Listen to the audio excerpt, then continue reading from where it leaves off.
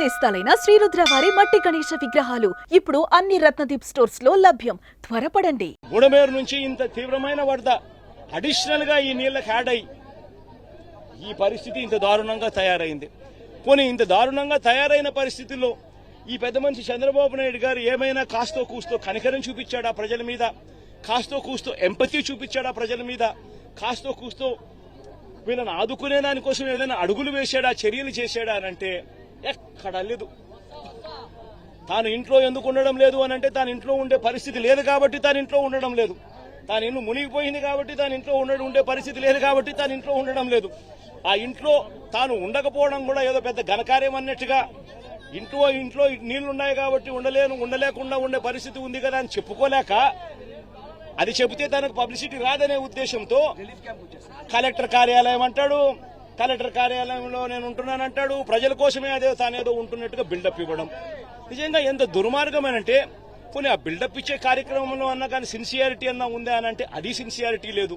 మీరే చూస్తా ఉన్నారు, ఈ కాలనీ ఈరోజు చూశారు, సింగ్నగర్ చూస్తా ఉన్నారు, ఎక్కడికన్నా పోండి విజయవాడలో ఏ కాలనీ అన్నా తీసుకోండి ఇదే పరిస్థితి కనిపిస్తా ఉంది. ఈ పరిస్థితి చూస్తే ఏమొస్తుంది? ఎక్కడ రిలీఫ్ క్యాంపులు లేవు.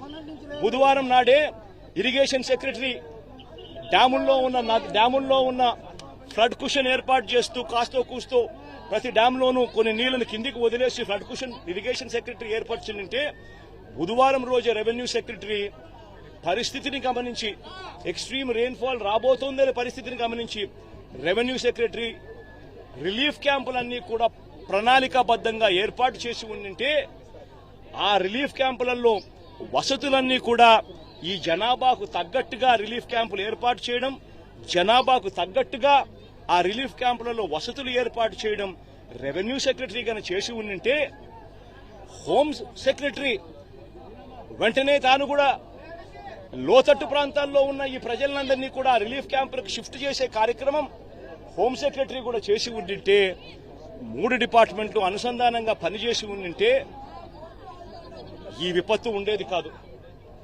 మా హయాంలో, మా ప్రభుత్వ హయాంలో గోదావరి జిల్లాలో వరదలు వస్తే 42,000 మంది జనాభా, 40,000 మంది జనాభా ఉంటే 36,000 మంది పైగా రిలీఫ్ క్యాంపులలో ఉండేవాళ్ళు.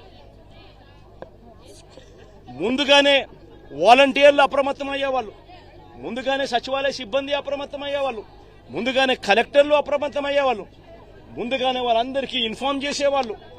వాలంటీర్లు దగ్గరుండి తలుపు తట్టి మరీ ప్రజలను తీసుకొని పోయి రిలీఫ్ క్యాంపుల్లో పెట్టేవాళ్ళు.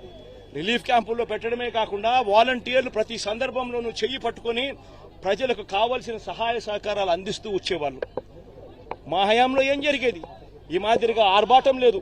చంద్రబాబు నాయుడు మాదిరిగా ఈ మాదిరిగా ఇళ్లలోకి నీళ్లు దూరాయి కాబట్టి, ఇళ్లలో నీళ్లు వచ్చాయి కాబట్టి పబ్లిసిటీ అని చెప్తూ కలెక్టర్ కార్యాలయంలో నేను మాడుకుంటున్నాను, రాత్రి 2 గంటలకు ప్రెస్ మీటు, రాత్రి 3 గంటలకు ప్రెస్ మీట్, ఎందుకంటే నిద్ర రాదు కాబట్టి ప్రెస్ మీటు అని చెప్పి ఇట్లాంటివి ఉండేటివి కాదు.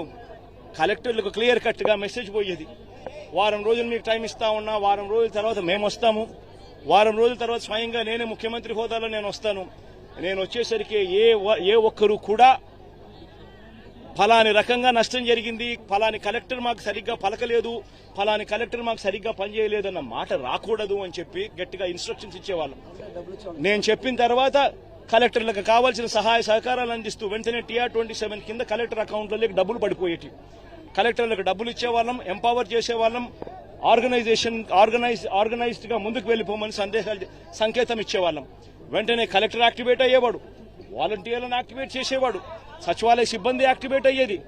వెంటనే ఒక వ్యవస్థ అంతా కూడా మొత్తం కూడా అడుగులు ముందుకు వేస్తూ కదులుతూ వచ్చి ప్రతి బాధితుడికి కూడా తోడుగా ఉంటూ వాళ్ళందరినీ రిలీఫ్ క్యాంపుల్లోకి తీసుకుపోవడం, వాళ్ళందరినీ బాగా చూసుకోవడం, ఆ తర్వాత బాగా చూసుకోవడమే కాకుండా మొట్టమొదటిసారిగా మా ప్రభుత్వంలో వాళ్ళను ఊరికనే ఇంటికి కూడా పంపించుకోకుండా వెళ్లేటప్పుడు మళ్ళీ డబ్బులు కూడా 2,000 రూపాయలు డబ్బులు కూడా చేతికిచ్చి కూడా పంపించిన పరిస్థితులు కూడా మా ప్రభుత్వంలో మాత్రమే గతంలో జరిగి ఉండేది.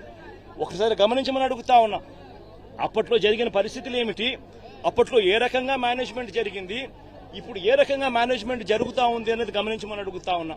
సుమన్ టీవీలో మీ పర్సనల్ అండ్ బిజినెస్ ప్రమోషన్స్ కోసం కింది నెంబర్ కి కాంటాక్ట్ చేయండి.